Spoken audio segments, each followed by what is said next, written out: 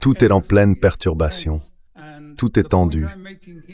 Et ce que je veux dire, c'est qu'il n'y a pas de solution unique quand toutes ces autres équations entrent en jeu.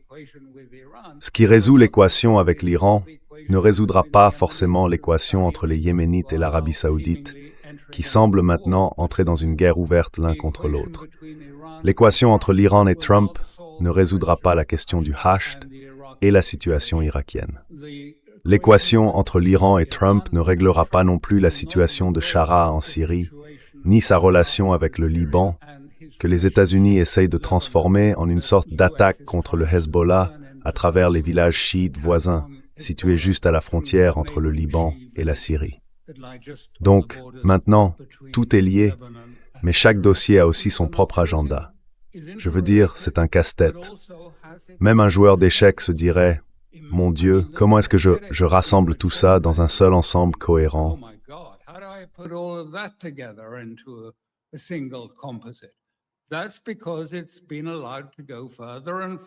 C'est parce qu'on l'a laissé aller toujours plus loin, s'étendre à un nombre croissant de fronts, tandis qu'Israël cherchait à en tirer avantage au Liban, en Syrie et ailleurs. Et en cherchant ses propres avantages, Israël a entraîné Trump dans ce bourbier de conflits différents qui sont tous liés. La question iranienne est au cœur de tout ça, mais ils ont tous leurs propres agendas. Ils ne seront pas réglés simplement en disant « Oh, un nouveau cessez-le-feu ». Nous proposons un cessez-le-feu avec l'Iran. Ça ne réglera pas la guerre entre le Yémen et l'Arabie saoudite. Les Yéménites, en ce moment même, compte tenu de la situation, ont décidé que c'était le moment de chasser les Saoudiens de la région. Je ne sais pas, ça ne veut pas dire qu'ils y arriveront ou quoi que ce soit, mais cela montre simplement que l'ensemble est devenu tellement compliqué et qu'il le restera.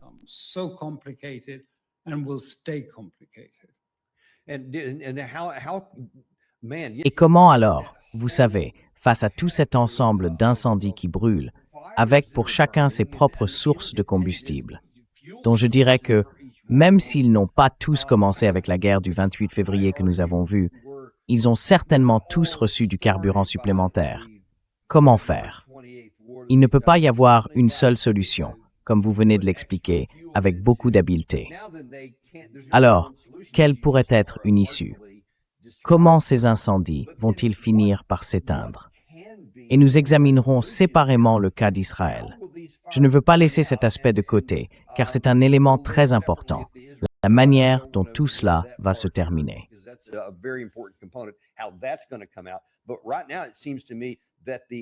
Mais aujourd'hui, il me semble que l'ordre qui existait auparavant, ne serait-ce que formellement, le 26 février, avant le début de cette guerre, a disparu à jamais. Ce n'est pas seulement que les Iraniens vont contrôler le détroit d'Ormuz pour toujours, parce qu'ils ont dit qu'ils n'y renonceraient jamais, en aucune circonstance. Tout le reste en découle aussi. Et les États-Unis alors? Je voudrais vous poser précisément cette question. Vous avez parlé du CCG et du camp iranien. Qu'en est-il de l'Amérique et du Moyen-Orient? À quoi cela ressemblera-t-il une fois que tout cela sera terminé, quel que soit le moyen employé?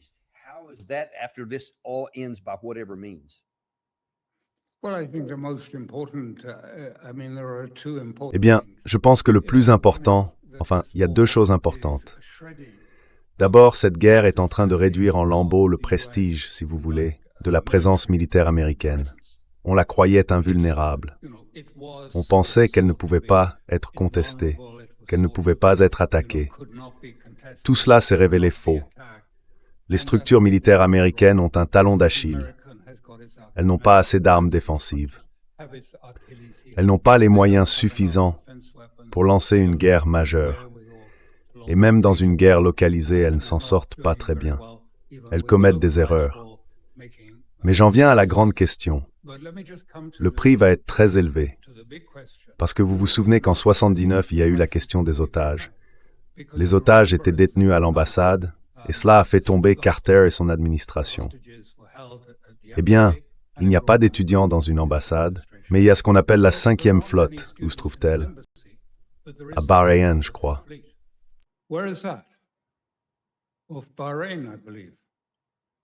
C'est un otage de taille, n'est-ce pas?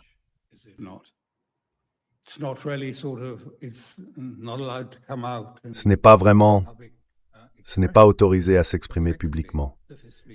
Mais dans les faits, la 5e flotte est otage de l'Iran. Alors quelqu'un à la Maison-Blanche ferait mieux de se réveiller et de dire « il faut simplement qu'on se sorte de là, et il faut le faire assez vite. Sinon, ça va devenir une catastrophe totale pour les États-Unis, pour leur image, pour leur présence dans le monde. Ce sera une humiliation. Donc je pense que c'est la seule issue. Mais je ne pense pas... Enfin, le problème avec nous, comme Maggie Haberman, je sais qu'elle ne s'entend pas très bien avec Trump et tout ça, mais comme elle le souligne, sa psychologie a changé au cours de son second mandat.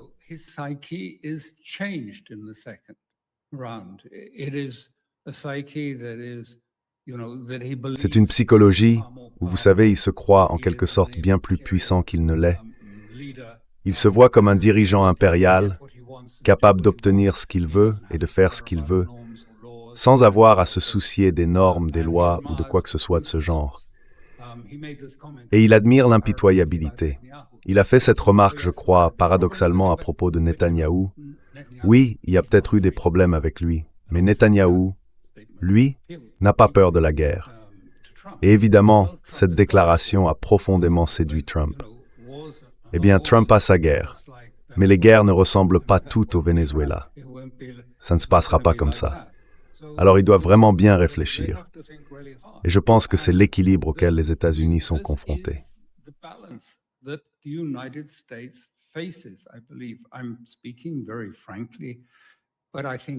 Je parle très franchement, mais je pense honnêtement que d'un côté, il a le choix de redescendre de l'arbre. Psychologiquement, je reconnais que ça va être, je ne sais pas si c'est possible, mais c'est une possibilité. L'autre, c'est d'aller vers une guerre totale. Et je pense que cela va achever de ruiner la réputation des États-Unis, que ce soit comme acteur politique sérieux ou comme puissance militaire sérieuse. Parce que les gens auront vu et tiré des leçons de l'expérience iranienne sur la manière de traiter avec les États-Unis. Et la première leçon qu'ils en ont tirée, c'est de ne faire confiance à rien. Rien de ce qui est dit, rien de ce qui est écrit, rien du tout. Il vaut mieux ne pas le faire. C'est pour ça que les jeunes dans les rues d'Iran disent « Vous négociez, vous savez qu'il dira une chose à un moment, puis qu'il la retirera l'instant d'après. » Donc ça ne sert à rien de parler à quelqu'un comme ça. Laissez tomber.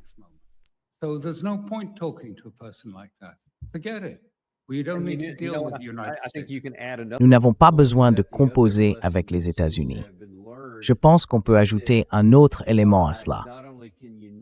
L'autre leçon qui semble avoir été tirée, c'est que non seulement on ne peut faire confiance à rien de ce que dit notre pays, mais que si vous nous frappez au visage, nous ne savons pas encaisser ces coups. Nous ne pouvons pas les arrêter. Et comme vous l'avez dit, nous sommes plus vulnérables que les gens ne le pensaient. Alors, dans ce contexte, qu'est-ce que ça signifie pour Israël?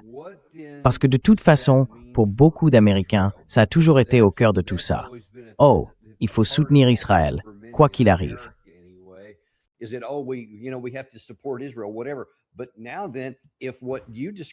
Mais maintenant, si ce que vous avez décrit avec les États-Unis se produit et que le quartier général de la 6e flotte à Bahreïn ne peut même plus sortir, alors surtout si vous tentez la guerre totale, nous allons échouer. Nous n'allons pas réussir. Et à ce moment-là, nous ne serons plus capables de protéger Israël. Aujourd'hui, Israël combat le Hamas. Il combat les colons en Cisjordanie. Parfois, il combat le Yémen. Parfois, il combat en Syrie. Parfois, il combat au Liban. Et maintenant, il pourrait de nouveau se retrouver à combattre l'Iran. Peut-il mener cette guerre sur 7 fronts sans l'Amérique?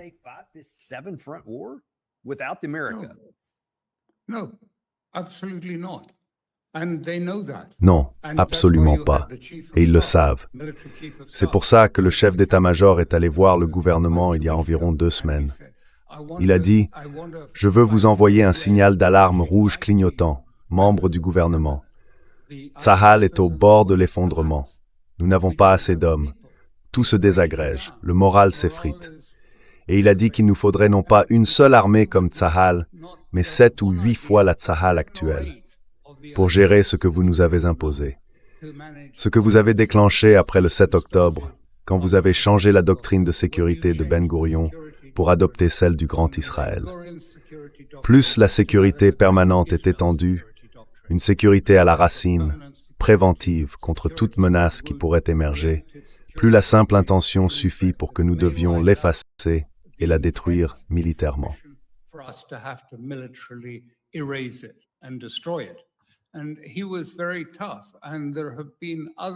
Et il a été très dur. Et il y en a eu d'autres, vous savez, d'anciens généraux comme Brick, le général Brick. Il est aujourd'hui à la retraite, mais il est très connu. C'est quelqu'un dont Netanyahou a d'ailleurs sollicité les conseils. Donc ce n'est pas un cas isolé. Et il dit que si les choses continuent comme ça, il y aura une guerre civile en Israël. Parce que, vous savez, tout le monde comprend que c'est le cas. Je veux dire, ils n'arrivent pas à l'admettre, mais ils comprennent bien que tout ce qui avait été affirmé au sujet de la guerre en Iran, la guerre d'Israël en Iran, a échoué. Il n'y a eu aucun changement de gouvernement. Ils n'ont pas vaincu les missiles, ils n'ont pas mis fin, si vous voulez, à l'enrichissement de l'uranium par les Iraniens.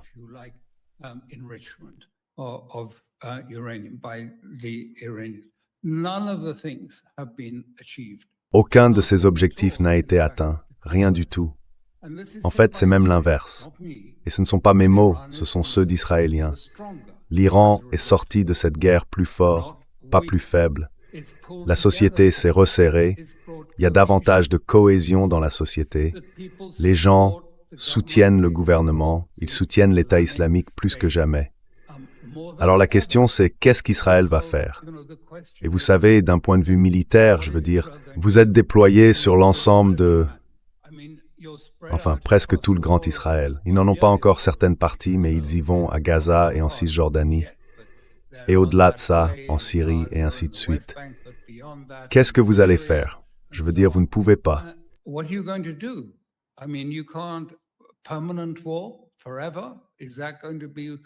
La guerre permanente, pour toujours. C'est ça qu'on va proposer aux Israéliens. Tuer n'importe qui. Enfin, c'est pour ça qu'ils ne peuvent même pas parvenir à une solution, ni soutenir le protocole d'accord, parce qu'ils n'accepteront jamais que le Hezbollah reste en place, car cela va à l'encontre de leur doctrine. Né du 7 octobre, Israël serait toujours au seuil d'un holocauste. Et vous savez, le Hezbollah menacerait les territoires du nord d'un holocauste. Mais il ne menace pas d'holocauste. Il menace Israël lorsque celui-ci attaque le Liban ou envahit le Liban. C'est cela qui a provoqué la création du Hezbollah, l'invasion du Liban il y a 20 ans, il y a longtemps. Mais ils ont chassé Israël du Liban, et les Israéliens n'arrivent pas à s'en remettre. Alors ils considèrent cela comme un holocauste.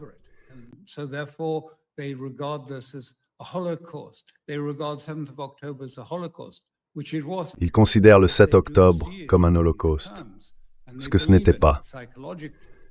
Mais ils le voient en ces termes, et psychologiquement, ils y croient.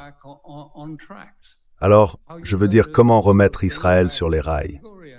Est-ce qu'on va en quelque sorte revenir à Ben Gourion, qui disait « Nous sommes un petit État, nous n'avons pas les moyens d'avoir une grande armée, nous ne pouvons pas faire tout ça.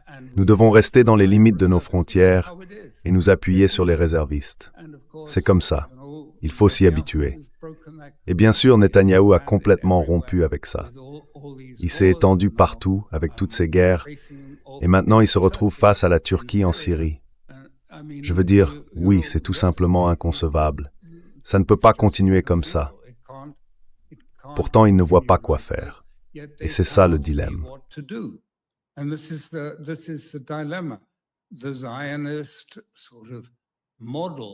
Le modèle sioniste, tel qu'il a été modifié par Netanyahou et d'autres, est devenu intenable.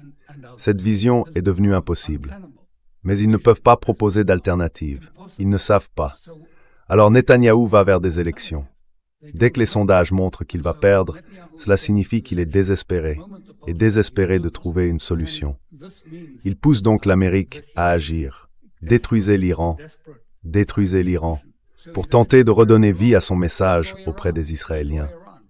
Vous savez, il les a sauvés de la bombe, et ce sont ces efforts qui ont amené Trump dans cette guerre.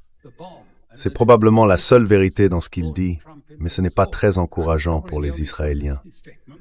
Donc on dirait qu'il se prépare à refuser d'accepter une défaite aux élections.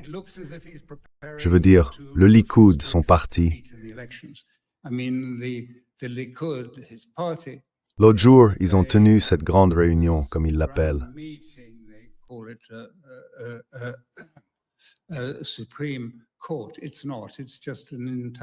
La Cour suprême. Ce n'est pas ça, c'est simplement une réunion interne du Likoud. Et lors de cette réunion, il a déclaré et obtenu l'approbation que s'il y avait la moindre menace pour la sécurité, il a mentionné l'Iran, n'importe quelle menace pour la sécurité, il serait libre d'annuler les élections. Waouh! Et en plus de ça, il a exigé et obtenu le droit de désigner chaque candidat s'il y avait des élections. Seul, sans primaire, sans élection. Lui, Netanyahou, désignerait, enfin avec Sarah bien sûr, désignerait les personnes que le Likoud présenterait aux élections. Donc il se prépare. On a maintenant deux États qui semblent aller dans cette direction. D'un côté, il y a Israël, comme une sorte d'État précurseur, qui cherche à voir comment gérer l'ensemble du processus.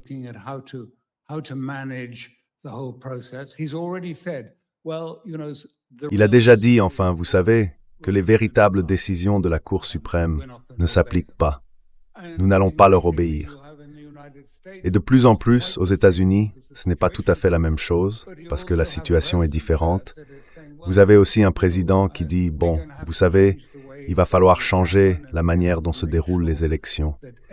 Il va falloir s'assurer que tout le monde a bien la citoyenneté. Et il va falloir examiner certains États séparément. Donc tous les deux s'engagent sur cette voie où ils risquent de se retrouver piégés dans une situation où ils diront qu'ils ne peuvent pas accepter le résultat électoral. Oui, ça va provoquer encore plus de chaos à l'intérieur de ces deux pays, ce qui ne fera que jeter de l'huile sur le feu.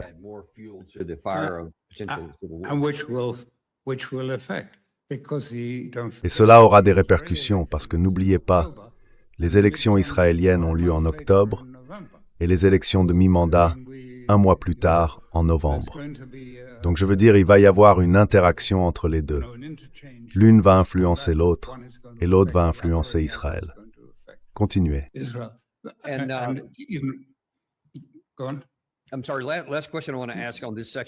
Désolé, la dernière question que je voudrais poser sur ce point, c'est de regarder au-delà de la région, parce que rien ne se passe en vase clos. Quelles seraient, selon vous, les répercussions s'il y en avait de significatives pour la Chine, si toute la situation que vous venez de décrire se produisait? Si nous ne pouvons pas gagner une guerre, si le chaos règne là-bas, si l'Iran en ressort plus fort, Israël plus faible, et que les Américains se retirent peut-être même complètement, qu'est-ce que ça changerait pour la Chine?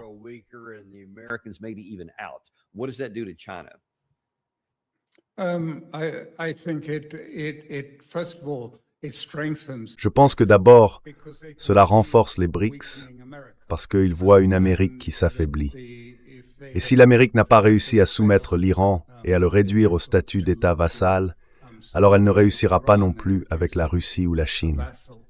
Ces États seront donc très encouragés par la victoire de l'Iran dans la guerre. Et cela renforcera évidemment la volonté de la Chine d'essayer d'entretenir une relation étroite avec l'Iran, afin de sécuriser ses approvisionnements en pétrole. Enfin, la Chine ne dépend, je crois, qu'à hauteur de 7% du pétrole venant du Moyen-Orient. Mais comme la Chine est un si grand consommateur de pétrole, cela représente tout de même beaucoup de pétrole. Ils sont donc très préoccupés par la sécurité de leurs approvisionnements énergétiques. Et c'est pourquoi ils seront très inquiets de ce que Trump fait en Irak.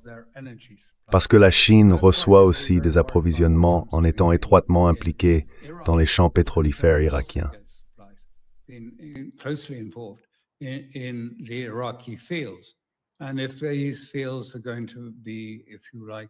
Et si ces domaines doivent être en quelque sorte américanisés par ce nouveau Premier ministre que Trump encense tant, je pense que nous verrons une Chine profondément méfiante à l'égard des États-Unis. Une Chine qui considérera profondément que tout ce processus vise au bout du compte à mettre la Chine en état de siège en étranglant ses routes d'approvisionnement énergétique.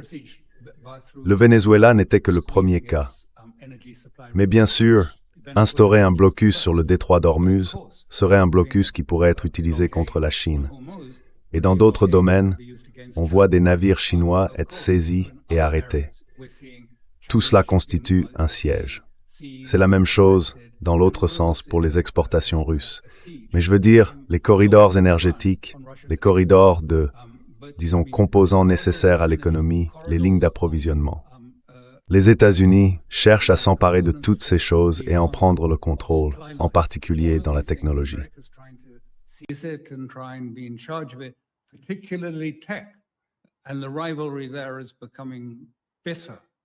Et la rivalité devient de plus en plus amère à mesure que la Chine lance de nouveaux modèles d'IA moins chers. Et surtout, vous ne leur cédez pas vos données. Vous les gardez, vous pouvez protéger vos propres données. Vous pouvez simplement les télécharger directement depuis la Chine et commencer à les utiliser dès demain. Et je pense que ça va révolutionner l'IA. Et bien sûr, je veux dire, vous savez, pour certains, aux États-Unis, pas tous évidemment, je sais qu'il existe aussi un mouvement assez fort qui n'aime vraiment pas voir les frères de la Silicon Valley prendre le contrôle de l'Amérique.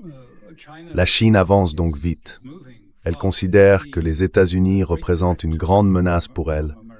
Pas la même menace que celle qui pèse sur l'Iran, mais une menace visant, en quelque sorte, à saper sa croissance économique, à saper son économie, dans l'intérêt de stimuler l'économie américaine. Mais elle ne capitulera pas non plus.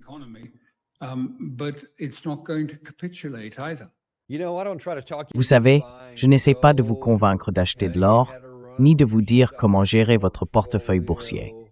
Mais il y a une façon de nous aider. Abonnez-vous, cliquez sur le bouton « J'aime » et partagez ceci avec quelqu'un que vous aimez.